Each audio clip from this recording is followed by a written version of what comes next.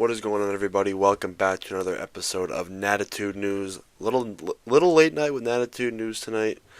Um, just finished watching the game, then I watched a movie, so thought I'd come on here and kind of talk about what happened tonight, and I kind of go over the finale of the Blue Jays series, just because these were games that the Nats needed to win, and we're coming down to the stretch here where we really see what's going on with the Nats at the deadline. Are they going to win? Are they going to sell? Are they going to try and go for it or lay off for next year? But we'll see. Apologies if I'm a little bit quiet. As you can see on the clock behind me right there, it's about 11 o'clock. All the inhabitants of this house are in bed, so I'm going to try and keep it a little bit quiet. This is going to be a little short one. But yeah, without further ado, I apologize sorry for the shake there. I apologize for not really being active as of late. Been a little busy, been doing some stuff, but we are back. I'm going to do a more extensive podcast once this series ends with the Braves. I'm going to write some stuff. Throwback Thursday will be probably done tomorrow, maybe. I'm assuming. It's kind of tough to do a lot of things when you're really busy, so I'm trying my best, but yeah. So, let's talk about the Blue Jays finale real quick, because I have some things to talk about that game before we get to the opening of the Braves game. Then we'll kind of talk about some more stuff regarding the trade deadline and stuff like that. Just to put it frank, in the Blue Jays finale, Trey Savage for the Blue Jays, the Blue Jays starting pitcher, absolutely diced us up. Jacob Young had an RBI single in the fourth, and then the Blue Jays kind of had all these dinky hits, stuff like that. Just like the crappiest hits you could ever ask. And then, the Nats got screwed over by New York on a obvious caught stealing play to end the inning and maybe keep us down 2-1 heading into the eighth, bottom of the eighth, and New York blew it. New York blew it bad. They said it was safe, and it's just obviously wasn't the right call. And then, Paxton Schultz proceeds to give up, a couple runs, and pretty much put us out of contention there for that game. That was a series you had to win. I thought that was supposed to be a sweep. Obviously, after the first game, it wasn't looking like that. We, came back in the second game. Yeah, that was a series we really needed to win to kind of beat bad teams. Beat the teams you're supposed to beat, right? Like this Braves game, you can excuse a little bit, just because the Braves are definitely the better team. But like the Blue Jays series, you absolutely should have won. No excuse why you shouldn't have won that. Again, you can blame the umps all you want, but when the offense puts up 2 runs, we had plenty of chances in the eighth. We had a couple, we had a runner in the ninth. Just untimely hitting. That's been the problem. I'm gonna kind of jump into the Braves game now, where I saw a stat where this season. The Nationals' record trailing after the 8th inning is 1-45. So teams have beaten the Nationals 97.8% of the time when leading after the 8th inning this season. And just to really put the cherry on top, and this is something that I've been looking for. Like, this is the one thing we haven't had. We're the only team in baseball without a walk-off win.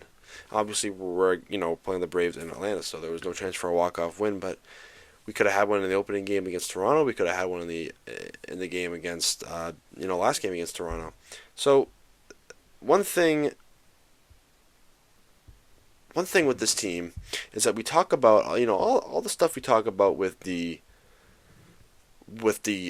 greatest, not greatest, but one of the best teams ever in baseball. Offense-wise, we don't, people often just forget the clutch factor that comes with it too. Because a lot of the time the offense won't be as good like the past couple of games, and put up 2 runs, but the pitching will keep them in the game, and then you have opportunities later in the game, and you absolutely blow it. This has been a thing that I've found with this recent team going into last year, where we did have a couple walk-offs, but runners in scoring position, just the execution hasn't been there. Um, I can't say that for this year because we're putting up absolutely historic numbers, but when it comes to the eighth and ninth, we're just non-existent in any game.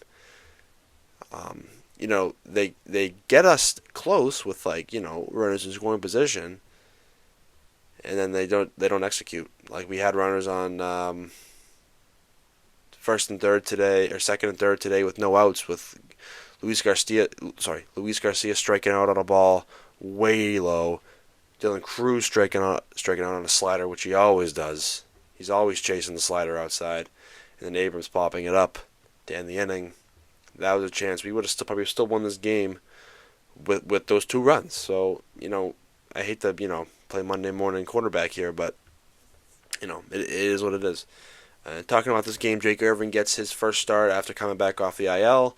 The last time he pitched was in Atlanta, and he was throwing 5 innings no hit ball. Then he got injured, and he was looking like he was going to continue that stretch. I mean, he was throwing no hit ball up until the fourth inning. We got help from Lyle going deep twice. Louis going deep, absolutely crushed the ball out of the stadium. It was a crazy home run. And Garcia was also a single shy of the cycle. He didn't get a chance to get up. He was one batter away from getting up again. Excuse me. As you can see, it's late. It's late, and I'm doing this. Yeah, you can't really. The Braves got some singles. They didn't really get all that. I mean, they only got 4 hits in the game. They just had some singles go their way. Acuna went deep. What are you gonna do, man? This was like our first game on national television. This game was on ESPN. This is like our first game on national television in I think it was 3 years. But yeah, final line for Irvin. Yeah, I'm pretty impressed where he went with there. He unfortunately hung a absolute meatball on the plate for Mike Yastrzemski to tie the game at 3-3. That was kind of the big blow for him. So officially, Jake Irvin went 5 innings, 3 hits, 5 earned runs. It looks bad. 2 walks, 1 strikeout, 2 homers. I'm okay with this performance, but I will say, I was telling my dad this, and all the balls that the Braves were hitting it seemed like every ball before the 4th inning was at the warning track, was a line drive. So I'm like, okay, the Braves they're not gonna keep missing these balls. Not like they were missed, but they're not gonna keep finding gloves. They're gonna find the hole somewhere. They're gonna find the seats somewhere, and that's what happened. And when Acuna got a hold of one, that's when the floodgates opened, and stuff like that happened. Now let's kind of talk about the wild card, where that's at right about now. A couple days ago, after the Diamondbacks win, we were a game back. We were there. We were feeling great, and now all of a sudden, things are starting to really, really take a turn for the worse. Even with Philadelphia keeping on losing, the Nats are now 2.5 back. Pittsburgh lost tonight, so that kind of helps us a little bit. Miami's about to lose to the Mets, I think. Well, let's not judge that now. Down by 2 in the top of the 9th with a runner on. So hey, you never know with the Marlins, man. San Diego, after their sweep of the Marlins, they are right back in it, 1.5 games back. So it goes Chicago, now Arizona, Philly, and those are the 3 right now. So the Nats, every loss against teams like the Braves and the Phillies, that just sets them back even more. And we're getting about 4 days away here from the deadline, and they got to put up like 3 wins in a row here to really start showing to Boney that they can compete. I mean, I don't know where they're going to go here. Time is running out really fast on this team to see if they're going to be playing competitive baseball. We'll find out in 5 days where they're going to be,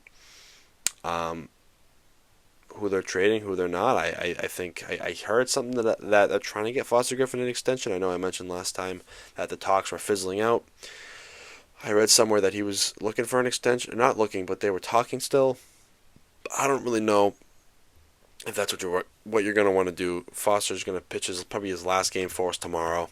He's at the highest that he's been for trade value right about now. I don't know what you want to do with it. I don't know. If you want to extend him, extend him. If you want to trade him, trade him. I'm not really opposed to anything. I just hope that if we do extend him, that he continues to produce like he has been. And hopefully he becomes a cornerstone of this rotation here coming up in the next couple of years when we have all these guys coming up. Um, yeah, this one hurt just because we knew these were games that you need to win coming down the stretch, and it just didn't go our way. It's just it's just unfortunate. I'm not going to say anything quite yet about once we know where we're going to be, if we're going to be contending this year or not. Maybe like the last episode before I go to college, so probably on the 20th or 29th, 28th. We'll definitely know by then in a month where we're at as a team, and I'll kind of do a debrief if we're not contending. If we are contending, then great. That's what I want. And I'll just talk about it before I go to school, and then I don't want to get into this now, but I'm happy and I'm frustrated by this team. I'm happy that we're competing this late, and I'm frustrated that we could have been so much better. We could have been where the Braves are right now, at the top of the NL East, if we just had a couple more pieces to our pitching, to our, you got Vivas, Tena. It's just couple more bats, couple more arms, and this team would be a about 70 wins team right now. And it's just unfortunate. What a waste of a season it could be, or not, or we could catch fire here tomorrow night. Foster Griffin could start up the fire, and we can go on a run, but this team can't go on runs. It's obviously been clear. We can win 2 in a row, 3 in a row. It's just can't get past that 3 in a row win window. I don't know. We will see. Like I said, I apologize for the short episode. I wanted to get one out tonight. There will be a bigger, longer one coming up very soon. Yeah, that's all I have to talk about. Kind of debriefing those 2 games. I know it's kind of looks like low effort. Trust me, it's not. I had to get one out here. I apologize. There will be, like I said, longer ones coming out soon. It's just been busy. Expect more coming up later, in a couple days. There will be like a longer one, like a regular 30-minute one. I'll try. I'm going to. I know I am for you guys. So, yeah. Like I said, I apologize, but we will be back better than ever.